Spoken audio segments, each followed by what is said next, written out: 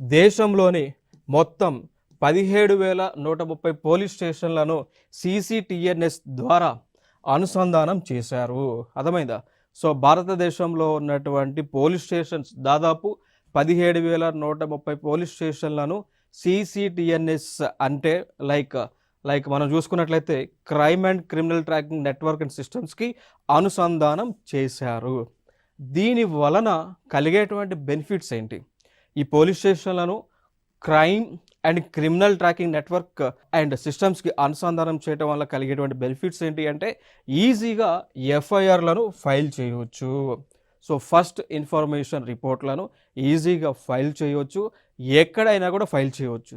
ఇప్పుడు ఇటీవల మనం చూసుకుంటే కొత్త చట్టాల ప్రకారము జీరో ఎఫ్ఐఆర్ అనేటువంటి తీసుకొచ్చారు అండి. అర్థమైందా?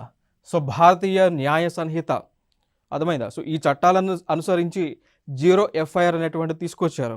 అంటే జీరో ఎఫ్ఐఆర్ అంటే లైక్ ఒక సంఘటన ఏదైతే క్రైమ్ ఏదైతే జరిగిందో ఆ ప్లేస్లో కాకుండా భారతదేశంలో ఏ పోలీస్ స్టేషన్లో అయినా కానీ ఎఫ్ఐఆర్ ఫైల్ చేయటం, దాన్ని జీరో ఎఫ్ఐఆర్ అంటారు. సో అంటే గతంలో ఎక్కడైతే క్రైమ్ అనేటువంటిది ఎక్కడైతే జరిగిందో ఆ పోలీస్ స్టేషన్ పరిధిలోనే, ఆ ఏరియా ప్రాంతంలో ఉన్నటువంటి పోలీస్ స్టేషన్లోనే ఎఫ్ఐఆర్ అనేటువంటిది ఫైల్ చేయాల్సి ఉంటుంది.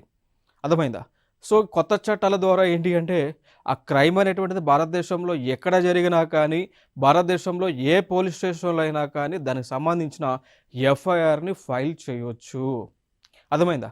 మరి అట్లా చేయాలి అంటే ఏం చేయాలా? పోలీస్ స్టేషన్స్ అన్ని కూడా ఇంటిగ్రేట్ చేయాలా? ఇంటిగ్రేట్ చేయడానికే ఆ కొత్త టెక్నాలజీ సీసీటీఎన్ఎస్ తీసుకొచ్చారు. అర్థమైందా?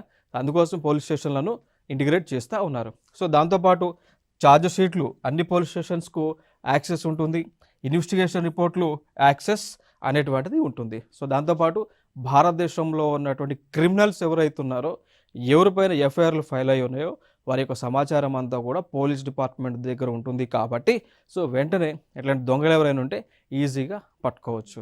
ఓకే, సో అదొక అంశం.